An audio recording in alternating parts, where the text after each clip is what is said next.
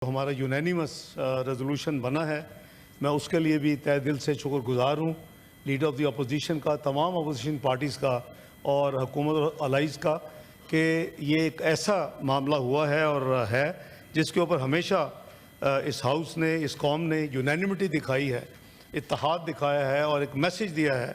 उसी स्पिरिट के साथ आज हाउस में आने से पहले, बल्कि कल से हमारी एंगेजमेंट थी, लेकिन फाइनल एक यूनानिमस रेजोल्यूशन जो है वो तैयार किया गया है। हम तमाम पूरे हाउस की तरफ से मैं पेश करूंगा, लेकिन मैं थोड़ी सी तफसील अर्ज़ कर दूं कि ये 22 अप्रैल को पहलगाम में एक वाक़या हुआ।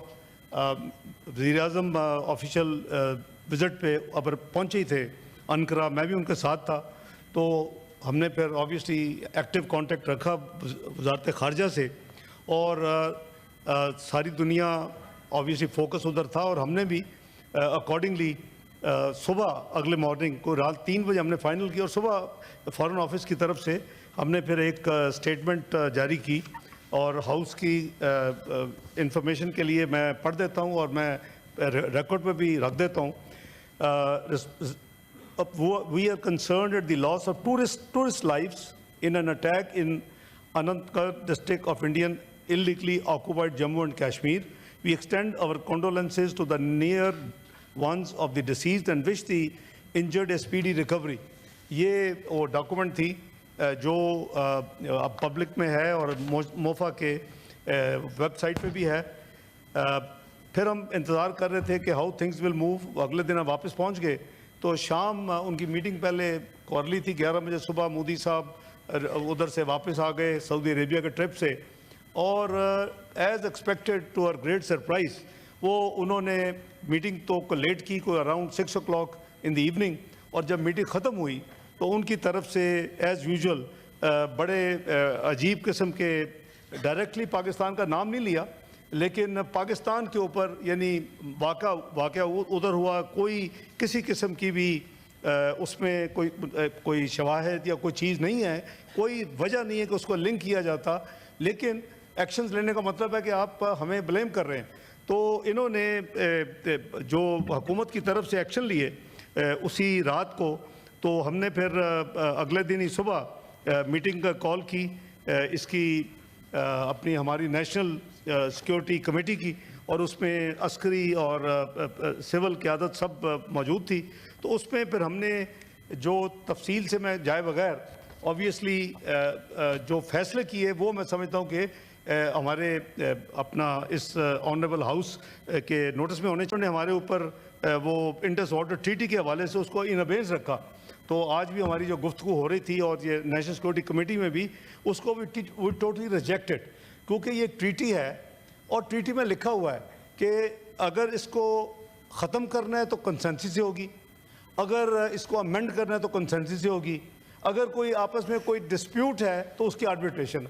वर्ल्ड बैंक इसमें इन्वॉल्व है शुरू से, तो ये कोई 2-3 साल से इंडिया की तरफ से इस इंडस वाटर ट्रीटी के हवाले से यानी ख़त ख़ताबत हो रही है। वो एक सेपरेट चैप्टर है, अगली भी शायद मई की 8 तारीख है कोई जो रिस्पांस जानी है। तो ये इन्होंने इस मौके को पहला जो वार किया हमारे ऊपर, तो वो इस इंडस वाटर ट्रीटी को डिक्लेयर किया, इसको इन अबेंस कर रहे हैं। ये पाकिस्तान की 24 करोड़ आवाम की लाइफ लाइन है पानी, और अब तो प्रेडिक्शन ये हो रही है कि फ्यूचर की जंगें शायद पानी पे होंगी। तो ये तो अफोर्ड ही नहीं कर सकते कि अब जो इंडस वाटर ट्रीटी जो है उसके ऊपर बहस किए बगैर, ये शायद मेरी इंफॉर्मेशन के मुताबिक एक ऐसी वाटर के ऊपर ऐसी ट्रीटी है जिस पे सिर्फ पानी की डिस्ट्रीब्यूशन के नहीं है, बल्कि पाकिस्तान ने अपने यानी 2 दरिया छोड़ दिए। यानी ये दिस इज़ द बिगेस्ट उसका जो कह लें कि नेगेटिविटी उस ट्रीटी में एज ए पाकिस्तानी के हवाले से मैं समझता हूँ वो ये थी। बहरहाल अब वो दहाइयों पहले हुई है, एक दोनों कंट्रीज उसको ऑनर कर रहे हैं। और आपको याद होगा कि जब ये नीलम झील बना उसकी मेन बैकग्राउंड यही थी कि इंडिया ने अपर रैपेरियन होने के हवाले से जो वाटर रिजर्वायर जो कि दोनों को म्यूचुअल कॉन्सेंट से बना चाहिए उन्होंने शुरू कर दिया। और फिर पाकिस्तान में भी हमने नीलम झील को शुरू करना पड़ा उस वक्त। ये शायद वाहिद प्रोजेक्ट है जो इतनी जल्दी में शुरू किया गया कि PC1 भी प्रोसेस अभी मुकम्मल नहीं हुआ था। तो इज हिस्ट्री। सो मैं अर्ज करूं कि इस पे यूनानिमिटी के साथ नेशनल सिक्योरिटी कमेटी ने कहा कि इसको किसी कीमत पे भी ये एक्सेप्टेबल नहीं है, ये लाइफलाइन है और ये virtually it tantamount to declaring war. तो हम इसको उसी स्पिरिट से ले रहे हैं और हमने उसका पहला फैसला जो किया पाकिस्तान ने कि हमने उसको रिजेक्ट किया है और क्वेश्चन किया है कि हम फिर जितनी बायलैटरल ट्रीटीज़ हैं हम भी उनको सस्पेंड या इन अबेंस करेंगे। और इसमें हमने स्पेशली इस ट्रीटी की तरह जो मैंने दरियाओं का जिक्र किया, शिमला का भी एक मुआहदा है, तो हम कई इश्यूज़ के ऊपर बाउंड हैं bilateral, we can't go to multilateral forum. तो उसके भी इसमें ये फैसला नंबर 1 था जी। दूसरा जो इन्होंने अपना फैसला किया वो ये वाघा की अटारी अपना बंद किया। तो हमने फैसला किया कल कि वाघा बॉर्डर जो है वो उसको फौरी तौर के ऊपर बंद कर दिया जाएगा। जो लोग क्रॉस बॉर्डर करके इधर आए हुए हैं इंडिया से, वो 30 अप्रैल 2025 तक वापस चले जाएं। दूसरा, इन्होंने जो वीज़े दिए हुए थे, जो सार्क वीज़ा एग्जम्पशन स्कीम है, सार्क वीज़ा जिसे कहते हैं, वो हमारे पार्लियामेंटेरियंस के पास भी बाई द वे बहुत के होते हैं, they are entitled to on the blue passports, तो उनको इन्होंने कैंसिल कर दिया। तो हमने भी तमाम इनको जो वीज़े हैं इंडियंस को, सार्क वीज़े जो हैं, हमने भी उसको कल फैसला किया कि वो कैंसिल हो जाएंगे। और मां सिवाय सिख पिलग्रम्स के जो वो उनके वीज़े वैलिड रहेंगे, अगर वो आना चाहते हैं तो उनको नहीं रोका जाएगा। तो उसके लिए ऑब्वियसली करतारपुर का एक उनका जो मेन वहाँ है जगह, वो मिनिस्टर ये बताएं कि जो वाघा बॉर्डर के थ्रू आते थे उनका क्या? वो नहीं आ सके। Wagah border has been closed, तो क्योंकि उन्होंने अटारी बंद कर दिया हमने वाघा, तो दैट स्टैंड्स क्लोज। और वो आगे आएगा जी पॉइंट। तो उसमें ये हमारा फैसला था और इसलिए उनको 48 घंटे दिए गए हैं अदर दैन सिख पिलग्रिम। मैं क्लैरिफाई कर रहा हूँ कि वो तमाम लोग जो सार्क वीज़े के ऊपर इस वक्त पाकिस्तान में मौजूद हैं इंडियंस, वो 48 घंटे के अंदर पाकिस्तान से निकल जाएँ। तीसरा, इन्होंने हमारे जो डिफेंस, नेवल और एयर अटैचीज होते हैं, एडवाइजर्स होते हैं, जो हमारी एक कोर टीम होती है आर्म फोर्सेस की नुमाइंदगी करते हुए, उनको इन्होंने पर्सोना नॉन ग्रेटा डिक्लेयर किया और उनको इन्होंने कहा जी कि ये 1 मई तक निकल जाएं। हमने भी इनके इंडियन डिफेंस, नेवल और एयर एडवाइजर्स जो इस्लामाबाद में हैं उनको पर्सोना नॉन ग्रेटा डिक्लेयर किया है। और 30 अप्रैल, हमने एक दिन पहले 30 अप्रैल तक उनके लिए यह है कि वो यहाँ से निकल जाएं। और इंडिया के जो हाई कमीशन के हवाले से जो माजी के जो हमारे यानी बायलैटरल जो अरेंजमेंट्स हैं उन्होंने अनल किया, हमने भी अनल कर दिया। तो ये टिट फॉर टैट वाली बात है। चौथा, इन्होंने हमारा हाई कमीशन जो न्यू दिल्ली में है उसकी स्ट्रेंथ जो है उसको 55 से रिड्यूस करके 30 पे ले आए हैं।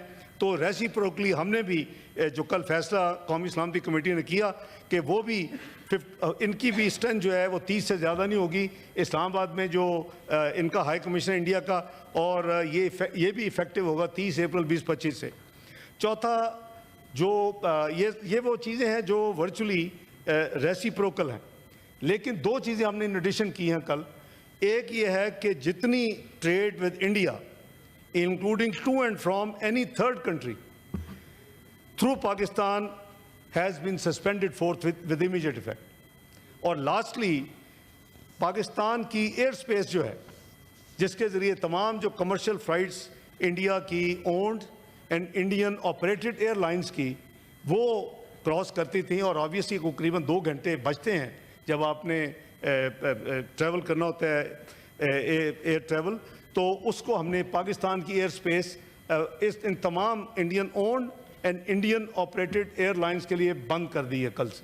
तो ये स्पेस जो है बंद हो गई है। तो मैं अर्ज़ करूं कि हमने डिप्लोमेटिकली पॉलिटिकल फैसले हो गए हैं। हमारा जो पार्लियामेंट्री या पॉलिटिकल है वो हम सब एक पेज पे हैं। अल्हम्दुलिल्लाह ये एक डेमोन्स्ट्रेशन है। मैं मशकूर हूँ एक दफ़ा फिर तमाम पॉलिटिकल पार्टीज़ का और लीडर ऑफ द अपोजिशन का कि उन्होंने मिल के हमारे साथ हमारी जो ड्राफ्ट था उसको खुले दिल से, खंदा पेशानी से उस पर हमने म्यूचुअली उसको इम्प्रूव किया, उसको ड्राफ्ट किया जो फॉरेन ऑफिस ने initial draft as per practice पेश किया था। डिप्लोमेटिक मूवमेंट जो है वो जारी हैं। 26 कंट्रीज़ को जो कल इमीडिएटली अवेलेबल थी इंक्लूडिंग P5s, उनको फॉरेन ऑफिस ने फॉरेन सेक्रेटरी ने बुला के उनको ब्रीफिंग दी और उनको तमाम ये हालात से आगाह किया। और आज मुझे मैसेज मिला है कि सऊदीया के जो अपना फॉरेन मिनिस्टर हैं प्रिंस फैसल, वो मुझसे बात करना चाहते हैं। ऑब्वियसली यही होगी आइटम जो अंडर डिस्कशन है इस वक्त दुनिया में, तो उनसे 7:30 का टाइम तय हुआ है। और जितने बाकी जो मिशंस कल अवेलेबल नहीं थे उनको आज फॉरेन ऑफिस ब्रीफिंग दे रहा है। तो डिप्लोमेटिक फ्रंट पे भी देखिए हम हर लिहाज से अल्हम्दुलिल्लाह तैयार हैं और ये कैटेगोरिक अंडरस्टैंडिंग हमने दी है। कल उसके बाद हमने एक कौमी सलामती कमेटी के डिसीजन के मुताबिक एक प्रेस ब्रीफिंग भी की और ना सिर्फ ये फैसले शेयर किए बल्कि सेंटीमेंट भी बताए कि अगर पाकिस्तान की तरफ किसी किस्म की एडवेंचरिज्म का किसी को खाम ख्याली है तो वो भूल जाए। पाकिस्तान की आर्म फोर्सेस पूरी तरह तैयार है।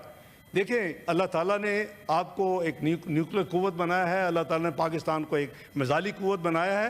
तो मैं समझता हूँ कि अल्लाह के फजल व करम से अगर खुदा न खास्ता किसी ने हमारी तरफ को मैली आंख से कोई कोशिश की तो उसको जवाब उसी तरह मिलेगा जैसे उनको माजी में जवाब मिला था। तो बेहतर है कि ये वो गलती ना करें, क्योंकि इस गलती से इस रीजन का जो पीस है और इस रीजन की जो स्टेबिलिटी है, इस रीजन की जो ग्रोथ है, इस रीजन की जो डेवलपमेंट है, इस रीजन की जो पावर्टी एलिवेशन के लिए कुछ जो काम हो सकते हैं वो नहीं हो रहे। Already India is a big cause for all these irritants. एक सार्क का एक बड़ा अच्छा फोरम बना कई दिहाइयों पहले और उसको नॉन फंक्शनल सिर्फ एक मुल्क की वजह से हुआ।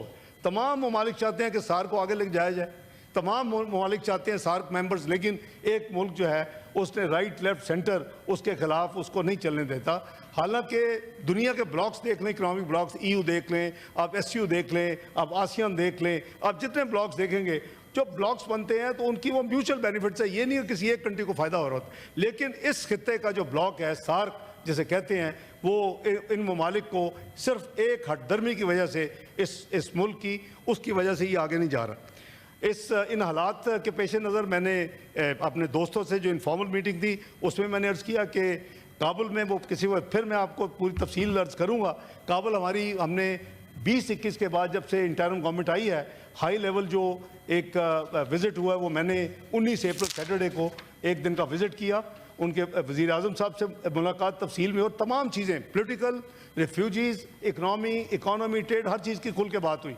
मेरे साथ senior delegation secretary commerce, secretary interior, secretary अपना सेक्रेटरी रेलवे, ये तमाम लोगों को हम गए थे। लेकिन आज के हवाले से मैं जब भी आप मौका देंगे वो पूरी तफसील में इंशाअल्लाह अर्ज़ करूँगा कि हमने उनको बड़ा कैटेगोरिक ये एक मैसेज दिया है। उनके सॉइल पे खड़े होके मैंने अपने counter part foreign minister Muttaqi साहब के साथ खड़े होके ये कहा है कि ना आप अपनी सरजमीन को इस्तेमाल करने देंगे किसी को भी हमारे खिलाफ दहशतगर्दी के लिए, ना हम करने देंगे। ये हमारी तो रिजॉल्व जो APS हुआ था उसके बाद नेशनल एक्शन प्लान में मौजूद है और हम उस पर अमल कर रहे हैं अल्लाह के फजल करम से। तो वो उसके बाद अभी संडे और मंडे ढाका के साथ एक विज़िट थी, लेकिन इन हालात की वजह से हुकूमत ने फैसला किया कि मैं अभी अपनी वो विज़िट पोस्टपोन करूं कुछ देर के लिए, ताकि मुल्क में हम सब रहें और वो जो भी डेवलपमेंट्स हो, पार्लियामेंट मौजूद है, हम उनके सलाह मशवरे से, उनकी गाइडेंस से इस मामले को आगे लेके चले। तो इंशाअल्लाह हुकूमत जो अपना फ़र्ज़ अदा करेगी और जो रेजोल्यूशन हमने जॉइंटली जो अभी पेश मैंने करनी है on behalf of the whole house, तो वो मैं पढ़ देता हूँ और उसके ऊपर तमाम ऑनरेबल लीडर द अपोजिशन समेत पार्लियामानी लीडर्स ने, मेंबरान ने साइन किए हैं। तो वो एक जॉइंट ओनरशिप है सबकी। ये पूरे सेनेट का पूरी कौम की नुमाइंदगी करते हुए फेडरेशन और चारों सूबों की जो नुमाइंदगी ये हाउस करता है उसकी ये इक्कासी करता है। तो मैं रेजोल्यूशन पेश करता हूँ आपकी इजाज़त से जनाब chairman. The senate of Pakistan condemns terrorism in all its forms and manifestations, emphasizes that killing of innocent civilians is contrary to the values upheld by Pakistan.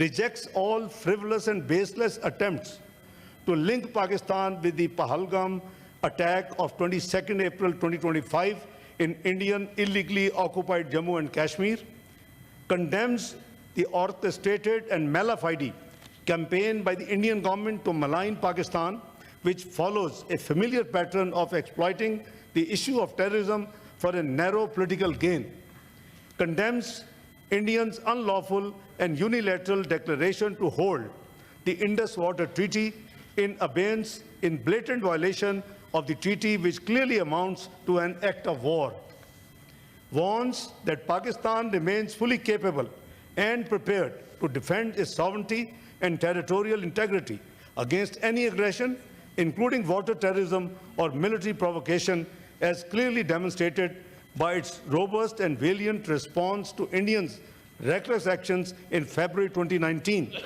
And any misadventure by India will be met with a firm, swift and decisive response.